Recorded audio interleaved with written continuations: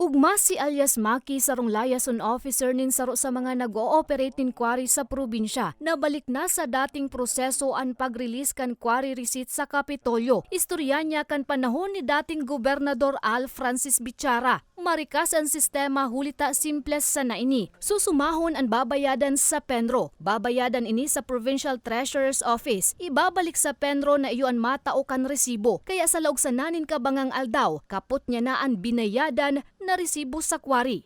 Kahapon ma'am, naglakad ako, siguro mga 3 oras, 4, ganyan. Nakuha ko na yung resibo. Siyam na resibo yung kinuha ko.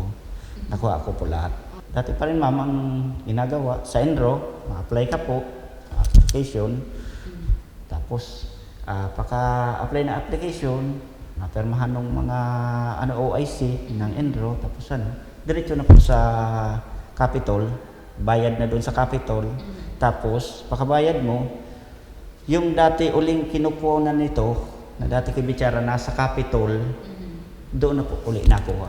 Sa loob ng Capitol, nung resibo. Magayon na po ang proseso ngunyan.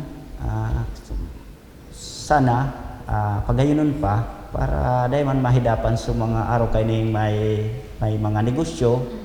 Minsan kaya, dati ka ito, nasasakitan pa, lalo na mga makuha ka ng quarry permit, halo yun, grabe ang proseso pa.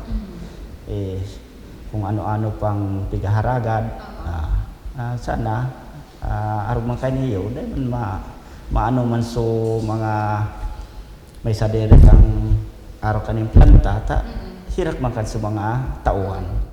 Sabi ni alias Maki na ibalikan magayon na sistema sa pagtukaw ni Gobernador Edsel Grex Lagman. Hulit akan panahon kan dating administrasyon, imbes na sa Provincial Treasurer's Office and Provincial Engineering Office sa pamamayo ni Engineer Clemente Ibo ang nag-aako nin bayad asin kaipuhan panindang magpasiring sa banwaan nin kamalig.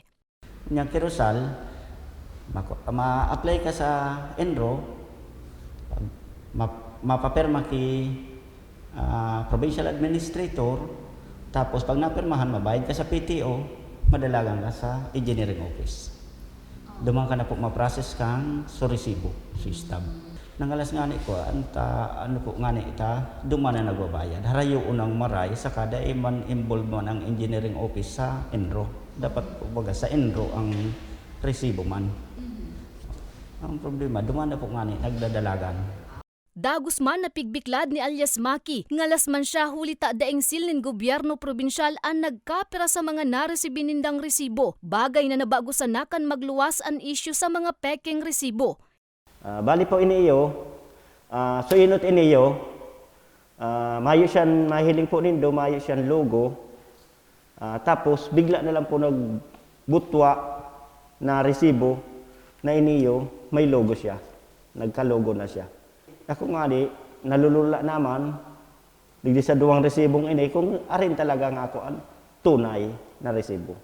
Laom ni alias Maki nalugod mapanimbagan mga nagkaigwanin partisipasyon sa issue nin peking resibo, asin dagos-dagos na ang marhay na pa sistema sa quarry na sa indang pigkukuanan nin hanap buhay.